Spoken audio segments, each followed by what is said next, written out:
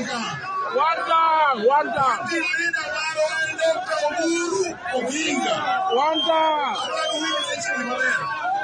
Government William Samuel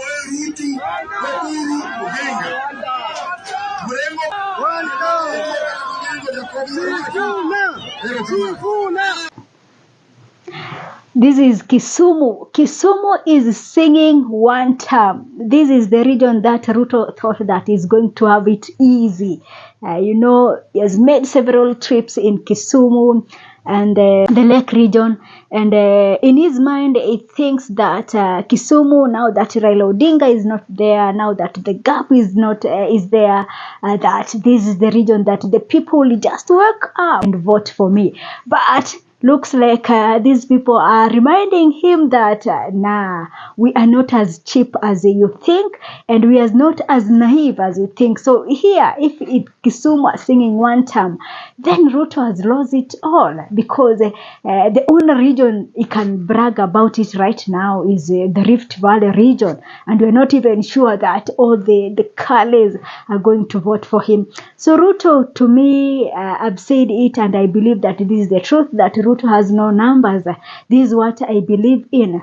And you see, I was really doubting Ruto, and even the last year I was like, Ruto is not going anywhere. But I say that let's see what is going to give us in this 2026. Let's see what is going to give the people of this country in this 2026. While we were being hopeful, expecting that Ruto is now going to focus in 2026. Alas, here we are.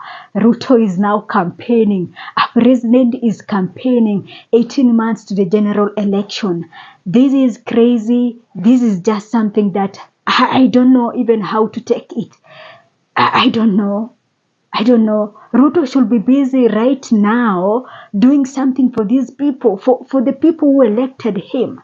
Ruto should not be on top of the cars every weekend trying to dismiss the opposition. Like he's fighting the opposition. So he wants Kalonzo to do what? He wants Rigathi Gachagua to do what? He's the one with all the resources to do what Kenyans want him to do. When he says that wale watu hawana agenda, hawana nini, he's the one taking loans from the World Bank and other international financial institutions. I've never seen, is Kalonzo taking loans? No. Is Rigathi Gachagua taking loans on behalf of Kenyans? No. It is Ruto who is taking loans, but he is there trying to compete with the opposition. The opposition, okay, so what does he want us to expect from the opposition? People with nothing. These are just people who are trying to sell their agendas. Ruto has what it takes to give us what we want as the people of this country. I don't know why he is forgetting about that. He is the president of this country. Why is Ruto forgetting that he is the president?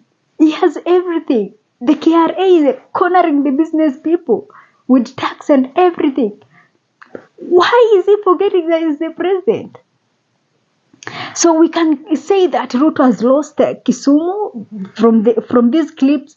From this clip, we can clearly see that the people of Kisumu are rejecting Ruto. And this is really dangerous for him.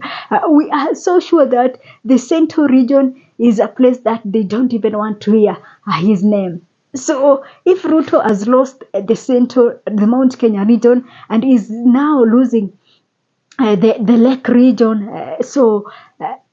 what else? What can those people who are telling us that Ruto will have it easy in 2027? So where will these votes coming from? Where will the numbers coming from? I know that there is a narrative that they are trying to sell us. They are trying to tell us that Ruto is going to steal the 2027 election. This is the narrative. I'm sure you've seen these people trying to say it. I'm sure you've seen this narrative going on social media. They are trying to make us believe that whether you vote or not, that Ruto is going to steal election and that Ruto is going to get re-elected. But I'm here to remind you that yes, election can be stolen, But election can be stolen in a situation whereby it is very tight, in a situation whereby it is a tight race, like what we experienced in 2022. But clearly, me in 2027, I don't see that it is going to be a tight race now. I don't see it happening, because where is Ruto going to get the number? Where is Ruto going to get the number? If you have to talk about regions, which region is he expecting to vote for him massively? The only region that they are going to vote for him massively, maybe it is the Rift Valley region because of the Mutuetu. This is the only thing that I'm seeing that is going to get a massive vote. But other regions are rejecting him. Kisumu is the latest. They are saying one term. They don't care the many trips that Ruto has been there. The good is that Ruto has promised them. Ruto has failed in so many areas, and one of the things that we as the people of this nation are regretting about is about corruption. Look around. Every day we are just reading about figures, billions of shillings being stolen in this country. You cannot even imagine that you might think that every Kenyan is so rich to a point that billions of shillings is lost every day. You can't even imagine that. Ukifika in one of the cities in this country, the streets are full of beggars. You cannot even imagine that. But reports showing that billions of shillings are stolen every day. Ruto really promised us a lot during his campaigns. Ruto made us believe that indeed he is the right person for this job. Ruto made the young people believe that he is going to help them. But all in all, as we speak right now, young people are losing hopes. So we have Kenyans who are dying in Russia. I'm seeing this journalist, Larry Madon, sharing his inbox. Kenyans are DMing him, telling him that they are ready to die in Russia rather than to die in Kenya. Imagine for someone to say that. These are people who have lost hope in this country, who have lost hope in the leadership of this country. If someone is saying that, connect me, I'm ready to die in Russia with something, at least I would have earned something. Even if it is a month, even if I'm going to serve for a month and die the next month, at least I'll have gotten something to give back to my family. Imagine Kenyans are losing hope, and Ruto is busy campaigning. Ruto is still promising us.